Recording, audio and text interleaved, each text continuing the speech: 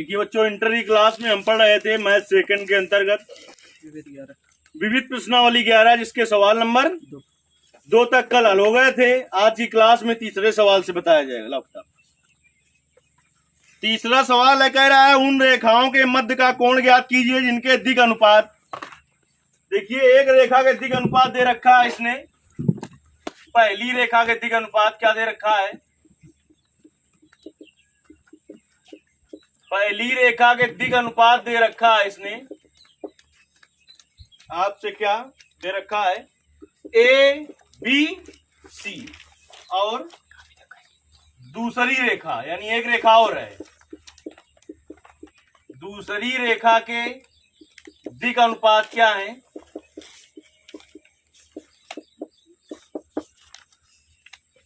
B minus सी और सी minus ए और ए minus B.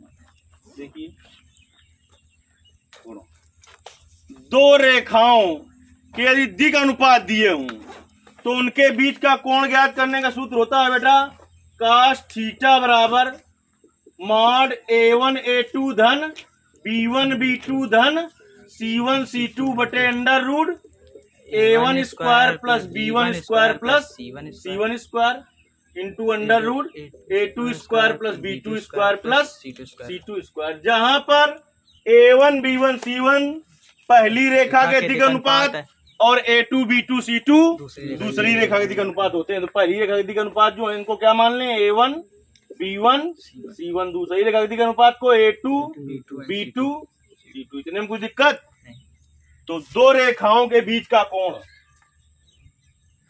दो रेखाओं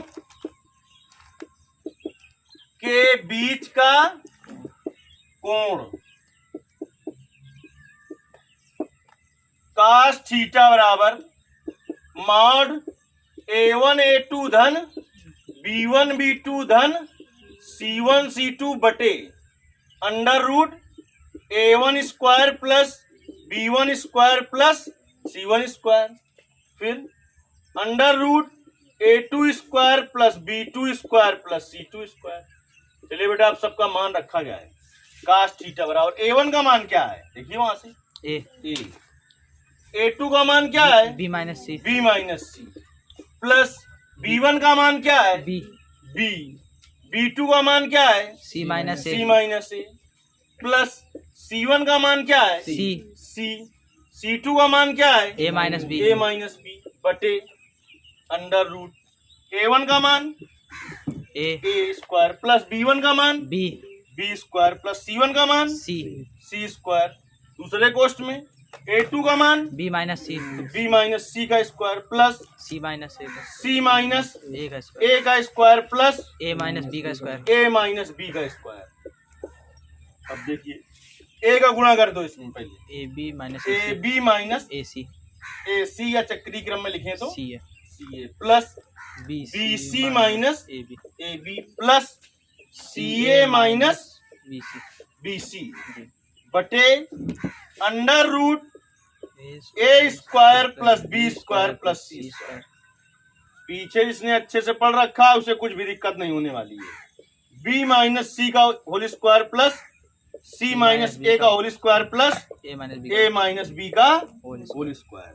AB प्लस का AB माइनस का BC प्लस का BC माइनस का CA प्लस का CA माइनस का। तो देखिए क्या आ गया ऊपर बेटा, कास थीटा बराबर 0 बटे under root A square plus B square plus C square. दूसरे में under root B minus C का whole square plus C minus A का whole square plus A minus B का होल स्क्वायर। 0 में चाहे जिस संख्या से आप भाग दो, नीचे कुछ भी हो, ऊपर 0 है तो क्या आएगा? 0 ही आएगा। कास थीटा बराबर, कास में किसका मान 0 होता है? 90 कास 90 अंश π/2, यानी कि कास थीटा बराबर 90 कास 90 π/2, तो थीटा बराबर π/2। आपको कह रहा था यदि रेखाओं के दिक अनुपात ये और ये हैं तो इनके बीच का कोण ज्ञात कीजिए। तो इनके बीच का कोण कितना आ गया? π/2 यानी कि 90 अंश। ये रहा आपका सवाल नंबर 3। अब देखिए हम सवाल नंबर 4 हल करते हैं।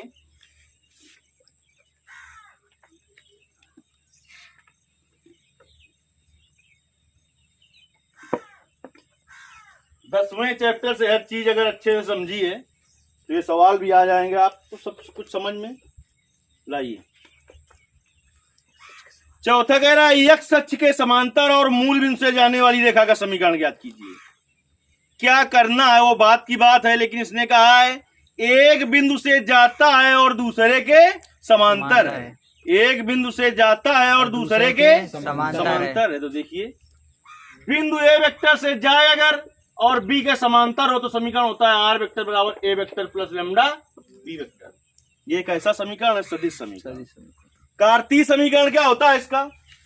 x माइनस x1 बटे ए बराबर y माइनस y1 बटे बी बराबर z माइनस z1 बटे सी। जहां x1 y1 z1 क्या है? जिस बिंदु से जाए।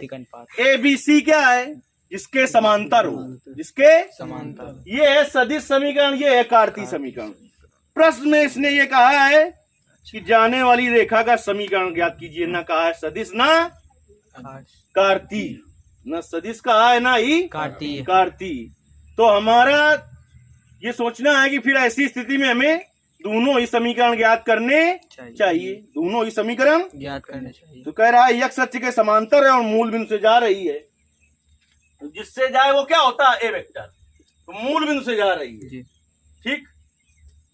तो मूल बिंदु नहीं जानते होगा क्या होता है? 0,0,0। तो मूल बिंदु का निर्देशांक क्या होगा? निर्देशांक 0,0,0। 0,0,0। और मूल बिंदु का स्थित सदिश क्या होगा? ए वेक्टर बराबर 0i कैप प्लस 0। मूल बिंदु का स्थित सदिश ए वेक्टर बराबर क्या होगा? 0i cap plus 0j cap plus 0k cap.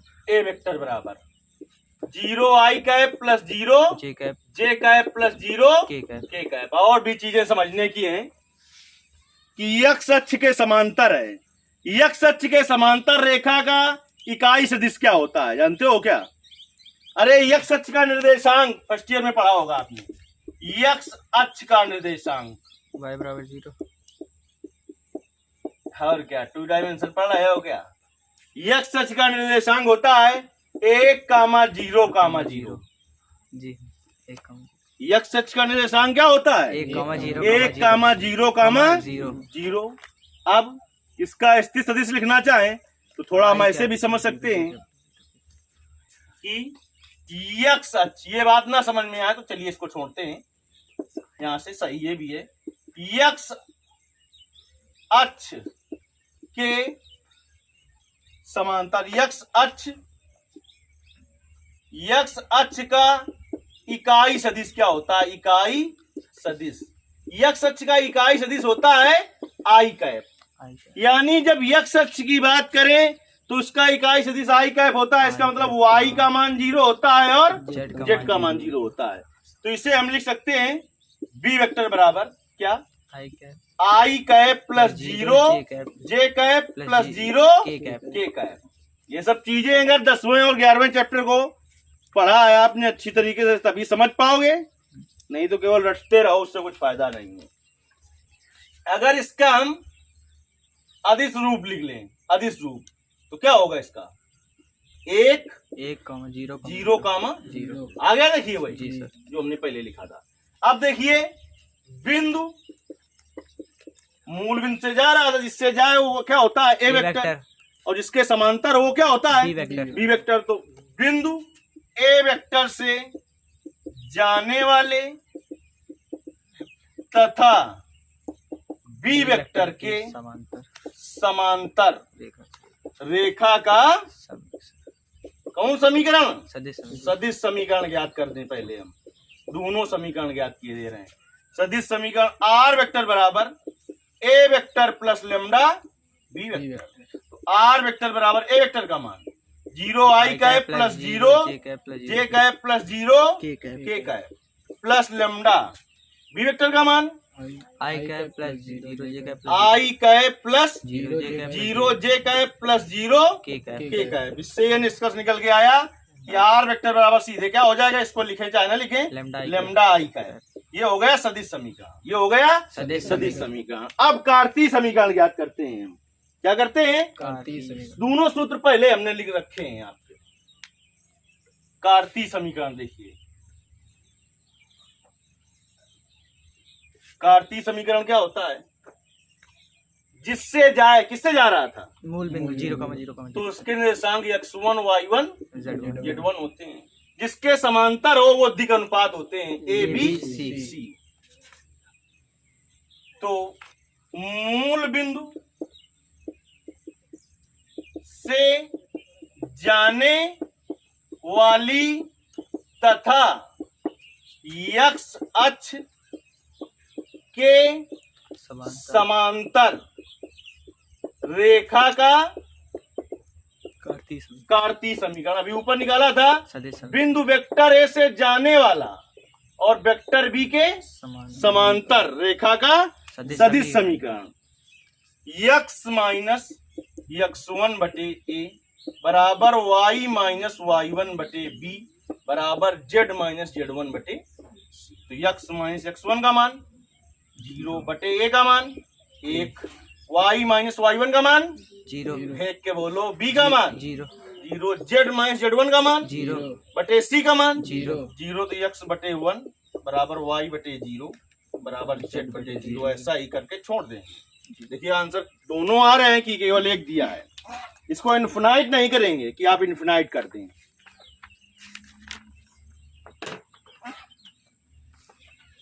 दूसरा दिया कार्तीय रूप बच गया। तो आपको दोनों निकालना है, क्योंकि उसने नहीं कहा है सदिश ज्ञात करो कि कार्तीय, इसलिए हमने दोनों निकाल दिए। बाकी आपके पास गाइड होगी तो सब सवाल लगभग 90% सवाल दूसरी तरीके से लगे होंगे और एक ही समीकरण निकला होगा उसमें, या तो सदिश या तो कार्तीय। लेकिन नहीं कहा है तो आप दोनों ज्ञात करिए। दिखाइए अगला सवाल देखते हैं क्या है। कह रहा है यदि बिंदुओं a, b, c, d के निर्देशांक इतने और इतने हैं तो इनके बीच का कोण ज्ञात कीजिए। बड़ा सरल सवाल है, नहीं है? कितना सरल है को बताइए। देखो a का निर्देशांक कितना दे रखा है? a का देखो पहले 1, 2, 1, 2, 3, फिर 4, 5, 7, b का 4, 5, 7, 4, 5, 7, c का -4, 3, -4, 3, -6 है -6 -6 d बराबर 2, 9, 2 2, 9, 2। देखिए सरल कितना सवाल है। ए बी और सी डी रेखाओं के बीच का कोण ज्ञात करना है। ए बी रेखा और सी डी रेखा के बीच का कोण, तुरंत दिमाग लगाते हैं कैसे कोण ज्ञात करने। ए बी और सी डी रेखा के बीच का कोण ज्ञात करना है। यदि हमें ए बी रेखा और सी डी रेखा के दिक् अनुपात पता चल जाए तो ए बी रेखा के दिक् अनुपात क्या हो जाएगा? A1 B1 C1 और सी डी रेखा का दिक् अनुपात क्या हो जाएगा? A2 B2 C2। फिर दो रेखाओं के बीच का कोण cos थीटा बराबर मान A1 A2 धन B1 B2 धन C1 C2 बटे under root A1 square plus B1 square plus C1 square into under root A2 square plus B2 square plus C2 square. ये A1 B1 C1 कैसे निकले? जब रेखा AB का दिक् अनुपात निकालना चाहते हैं तो ये x1 y1 z1, ये x2 y2 z2। हमने कल के भी क्लास में आपको बताया था कि अगर बिंदु दिया हो और दिक् अनुपात ज्ञात करना हो तो सूत्र होता है x2 माइनस x1 कामा y2 माइनस y1 कामा z2 माइनस z1। चलिए ए बी रेखा के दिक् अनुपात ज्ञात करते हैं। रेखा ए बी के दिक् अनुपात, तो किसके दिक् अनुपात ज्ञात कर रहे हैं? ए और बी में फोकस करिए। ये है x1 y1 z1, ये क्या है? x2 y2 z2। दिक् अनुपात x2 माइनस x1 कामा y2 माइनस y1 कामा z2 माइनस z1। चलिए तो x2 का मान 4 माइनस x1 का मान 1, y2 का मान 5, y1 का मान 2, z2 का मान 7, z1 का मान 3। तो क्या आ गया? 3 4। ये हो गया A1 B1 C1। इससे सरल तरीके से कोई नहीं बता सकता है। अब CD रेखा के दिक् अनुपात, रेखा CD के दिक् अनुपात। तो दो बिंदु दिए C और D के निर्देशांक, अधिक अनुपात ज्ञात करने का सूत्र वही हो जाएगा, x2 minus x1 y2 minus y1 कामा y2 minus y2 minus y1 कामा, z2 माइनस लेकिन z1 अब कहाँ पर फोकस करें? c और d में C और D पर। C का निर्देशांक क्या होगा? x1 y1 और z1। D का क्या होगा? x2 y2 और z2। तो x2 का मान 2 माइनस x1 का मान -4 -4, y2 का मान 9 9, y1 का मान 3 z2 का मान 2 माइनस z1 का मान -6 तो 2 minus minus +4 plus 9 minus 3 6 2 minus minus plus plus, तो क्या आ गया? 6 8 कामा 8, ये हो गया A2 B2 C2। अब देखिए दो रेखाओं के दिग अनुपात पता चल गए हमें तो हम कोण ज्ञात कर सकते हैं। तो दो रेखाओं के बीच का कोण या रेखा AB, जैसे उसने कहा AB और CD के बीच का कोण ज्ञात कीजिए। रेखा AB और CD के बीच का कोण, CD के बीच का कोण देखिए सूत्र बता रखा है हमने, कास थीटा बराबर मॉड A1 A2 धन B1 B2 धन C1 C2। कल एक सूत्र लगाया था क्या? जैसे कि A वेक्टर और B वेक्टर दिया हो, उनके बीच का कोण सदिश रूप में A डॉट B और एक क्रॉस B लगाया था। तो A क्रॉस B का बताया था दिक को साइन दिया, जब दिक को साइन दिया हो। Under root A1 square plus B1 square plus C1 square और फिर under root A2 square plus B2 square plus C2 square. चलिए रख लेते हैं मान मार्कर। कास थीटा बराबर A1 का मान बोलो 3 इंटू A2 6, B1 का मान 3, B2 का मान 6 धन C1 का मान 4, C2 का मान 8 बटे अंडर रूट A1 स्क्वायर 3 का स्क्वायर, A का मान 3 का स्क्वायर 3 का स्क्वायर 9, सीधे रखे दे रहे हैं। B1 का मान 3 का स्क्वायर 9, 3 का स्क्वायर 9 धन C1 का मान 4 का स्क्वायर 16, 4 का स्क्वायर 16 अंडर रूट A2 का मान 6 का स्क्वायर 36, B2 का मान 6 का स्क्वायर 36, C2 का मान 8 का स्क्वायर 64 6 तिरका 18 प्लस 6 तिरका 18, 8 चौको 32 बटे 9 9 18 और 16 8 6 34, कितना होगा? 34 फिर 36 36 72 64 6 136 13 136 देखिए 18 18 36 और 32 68 8 6 68 बटे अंडर रूट 34। इसको लिख सकते हैं 4 गुणते 34। देखो 4 चौको 16 3 चौको 12 1 13 लिख सकते हैं जी। देखिए तो 68 बटे रूट 34 गुणते 4 का वर्गमूल 2 रूट 34। तो देखिए इधर का साफ कर दिया जाए जी।